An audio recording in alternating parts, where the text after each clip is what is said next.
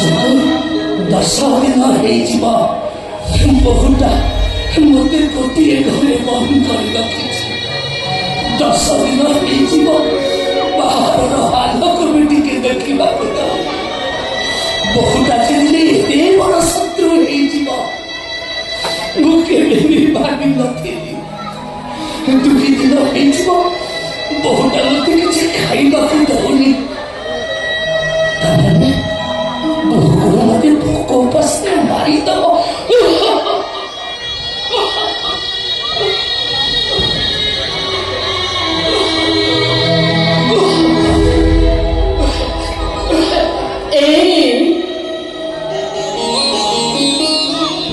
କେମିତି ଅଛ ତମେ?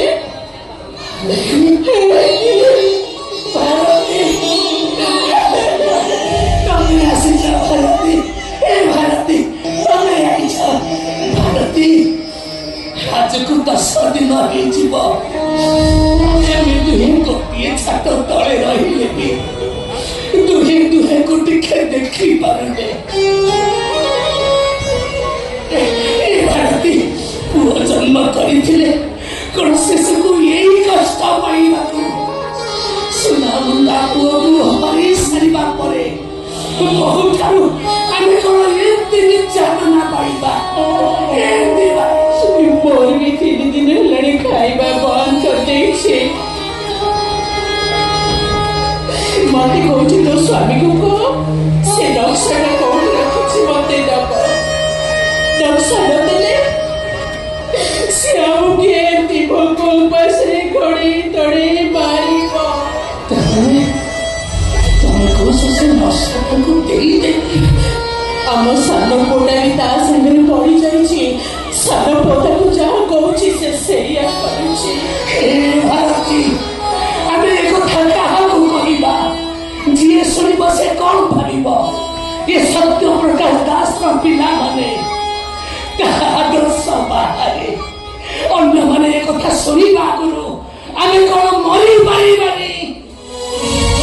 ଅନ୍ୟମାନେ ଆମକୁ ଆଙ୍ଗୁଠି ଉଠେଇବେ, ଏ କଥାକୁ ଆମେ ସହିବା କେମିତି ସହିବା? ଦେହ ଆଦର୍ଶ ଦେଶ ପ୍ରେମ ଇଏ ତ ଆମ ଜୀବନର ବ୍ରତ। ଆମ ପିଲାମାନେ ସିନା ସେ ଆଦର୍ଶରୁ ବାହାରି ଯାଇଛନ୍ତି। ଆମ ପାଖରେ ସେତିକି ଥାଉ। ଆମ ପାଖରେ ସେତିକି ଥିଲେ ଆମେ ତ ଆମ ଦେଶ ନିକଟରେ ଦୋଷୀ ହବାନି। ମୋ ରାମ କେବଳ ଆମରି ପାଇଁ ଚୁପ୍ ରହୁଛି। ତାକୁ ବସେ ସେମିତି ଚୁପ୍ ହୋଇ ରହୁ। ତା ନହେଲେ ମୋ ଯେମିତିକା ଲୋକ ମୋ ପୁଅକୁ କେତେବେଳେ ବିନା କାରଣରେ ସେ ଜେଲ ପଠେଇଦବ। ଏଇ ତମେ ଗୋଟେ କଥା ଛାଡ଼ିଛ? କଣ ଭାରତୀ? ଆମ ରାମ ନୁହଁ ଗୋଟେ ମୁସଲମାନ ଝିଅକୁ ଭଲ ପାଉଛି। ସିଏ ଭୁଲ କାହିଁକି କଲା? ତମେ କଣ ତାକୁ ବୋହୂ ଭାବରେ ସ୍ୱୀକୃତି ଦବନି? ହେ ଭାରତୀ ଆମେ ଯୋଉ ଅବସ୍ଥାରେ ଅଛେ ଇଏ ଗୋଟିଏ ସମ୍ପ୍ରଦାୟର କଥା, ଗୋଟିଏ ଦୃଢ ମାନସିକତାର କଥା। ସମ୍ପ୍ରଦାୟକୁ ନେଇ ଆମେ କଣ ସେ ଝିଅକୁ ଉଚିତ ନ୍ୟାୟ ଦେଇପାରିବା? ତମେ କୁହ ଭାରତୀ, ବିଚାରି ଝିଅଟା ନ୍ୟାୟ ନ ପାଇଲେ ହତାଶ ହେଇ ପଡିବ। ଭାରତୀ ତମେ ଗୋଟେ କାମ କର, ଆମ ରାମକୁ କୁହ ସେ ଝିଅକୁ ନେଇ ସେ କଣ ଚାଲି ଯାଉ।